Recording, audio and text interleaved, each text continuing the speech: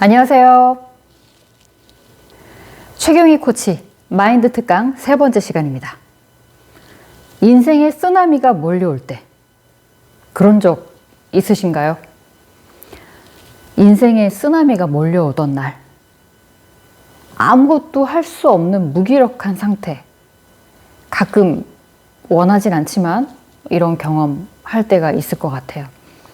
제가 생각해 보니까 살아간다는 자체가 좀 거친 것 아닌가, 살아있다는 어떤 특징? 그런 부분인 것 같아요. 며칠 전에 후쿠시마현에서 지진이 있었죠. 7.3이라고 기록이 되어 있던데, 그러면 자연스럽게 2017년도 11월 15일 포항에 지진이 연결이 될 겁니다.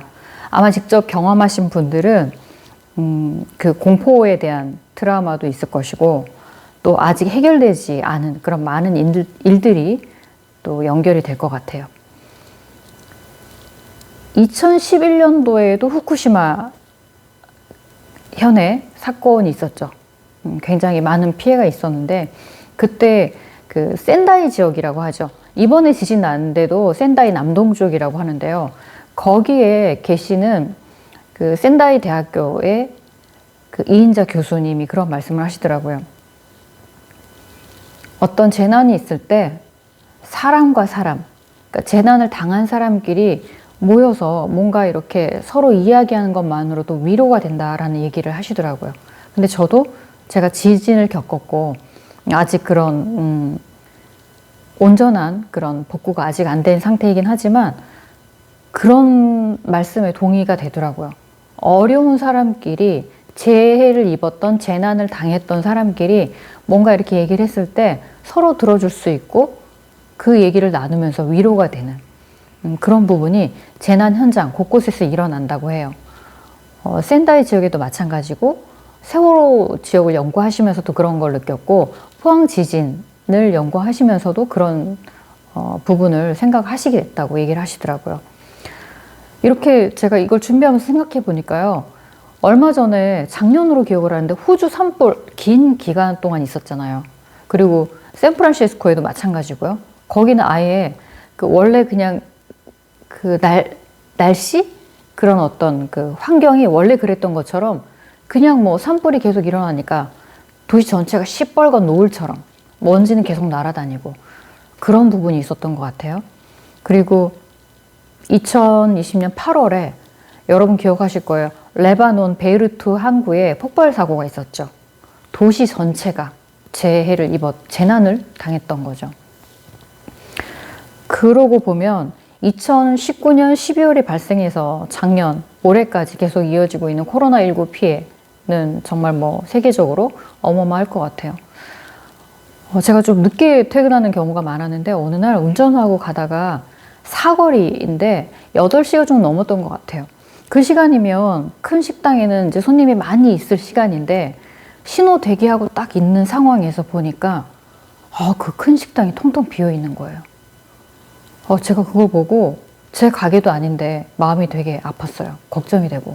그냥 저도 모르게 어쩌나 이런 생각이 들더라고요. 코로나로 인해서 지금 이어지는 피해는 뭐 말도 못할 겁니다. 정말 그 당근마켓 여러분 그거 거래하시잖아요. 처음에는 가게 문 닫고 물건 내놓는 그런 데가 많이 있었어요. 그리고 TV에서도 그런 걸 다뤘었는데 중고 거래하는 데서 그 물건을 다 받아들일 수가 없다, 너무 많아가지고 그런 얘기를 했었어요. 그런데 이런 재난들을 겪고 보니까요, 작년에 홍수도 심했잖아요. 기후 변화가 아니고 기후 위기다라고 전문가들이 얘기를 하는데, 이런 그 기후 위기, 뭐 재난 이런 게 경제적 충격이랑 함께 오는 거죠. 그래서 너무너무 우리가 원하지 않는 힘든 가운데 서게 될 수도 있는 것 같아요. 그때 제가 우리 국내에서도 작년에 홍수로 피해를 입었었잖아요. 다른 지역에. 그때 생각을 해보니까 언제든지 우리는 재난 앞에서 약해질 수밖에 없고, 그런 일들은 내가 개인적으로 우리 인간이 통제할 수 없는 그런 사건인 것 같아요. 모든 어떤 일을 국가가 전적으로 책임지거나 전적으로 도와줄 수도 없는 거죠. 그래서 그때 생각을 했어요. 아, 그래도 나는 살아있으니까 계속 나아가야 되겠다 라는 생각을 하게 됐죠. 제가 읽었던 책 중에 숨결이 바람될 때라는 이 책이 있어요. 이 책에 있는 내용을 나누면서 오늘 마무리할게요. 어쨌든 우리가 생존해 있고 호흡하고 이 세상에 살아있는 존재죠. 그래서 나아가야 된다라는 그런 생각이 들었어요.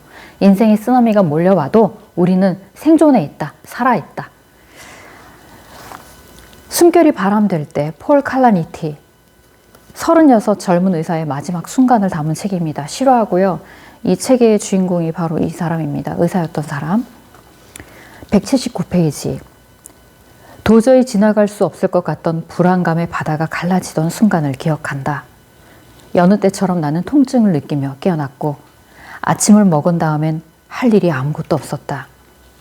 나는 계속 나아갈 수 없어 라고 생각하는 순간 그에 대한 응답이 떠올랐다. 그건 내가 오래전 학부 시절 배웠던 사미엘 베케트의 구절이기도 했다. 그래도 계속 나아갈 거야. 나는 침대에서 나와 한 걸음 앞으로 내딛고는 그 구절을 몇 번이고 반복했다. 나는 계속 나아갈 수 없어.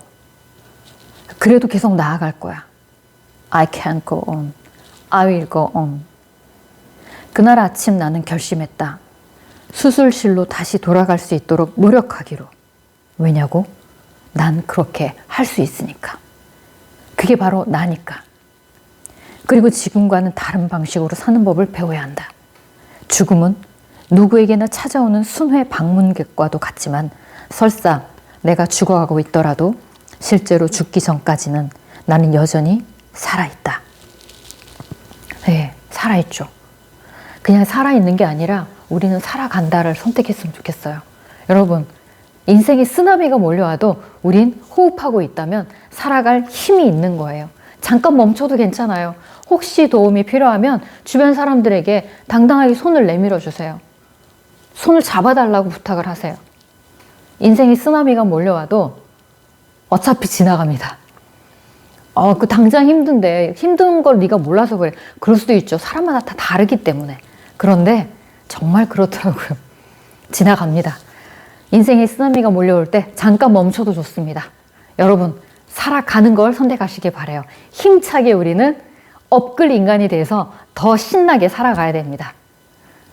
인생의 쓰나미가 몰려올 때 살아냅시다. 다음에 다시 만나요. 감사합니다.